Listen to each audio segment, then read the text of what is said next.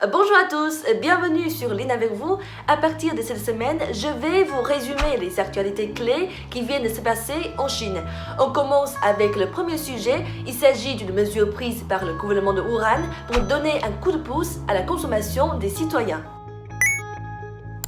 Des coupons d'achat numériques ont été mis en place par les autorités de Wuhan pour une valeur totale de 2,3 milliards de yuan, soit 320 millions de dollars. Depuis le 19 avril, les habitants de Wuhan peuvent faire les courses en utilisant ces coupons, mais attention, un seuil minimum de validation de ces coupons est demandé.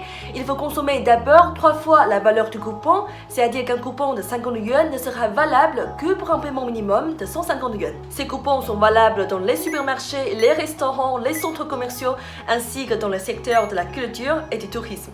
Alors, qui effectue ce remboursement? 500 millions de yuan, soit 22% de la valeur totale, sont financés par le gouvernement de Wuhan et le reste provient d'investissements de nombreuses entreprises d'e-commerce. Certains demandent pourquoi le gouvernement distribue ce genre de coupons au lieu de donner directement de l'argent au public. Selon les experts, l'objectif de cette mesure est d'encourager les Wuhanais à sortir et à consommer plus, en respectant bien sûr les gestes barrières. Et si on donnait directement de l'argent aux gens, la croissance de la consommation, donc l'objectif qu'on cherche, ne serait pas garantie parce que, au lieu de les dépenser, des habitants pourraient mettre cette somme d'argent de côté, l'épargner. Donc, dans ce contexte, cette mesure ne ferait pas son effet. Par ailleurs, cette distribution de coupons d'achat ne se limite pas à la ville de Wuhan, elle a également été adoptée par d'autres provinces et villes chinoises. Certains d'entre vous ont peut-être déjà entendu parler des plateformes d'e-commerce chinoises qui ont organisé des diffusions en direct de vente en ligne, notamment en collaboration avec des célébrités. Une forme inédite pour alléger le problème de l'accumulation des produits agricoles qui préoccupe les agriculteurs depuis le début de l'épidémie. En dehors des célébrités, des responsables des autorités ont eux aussi participé aux émissions en direct pour promouvoir les spécialités de leur région.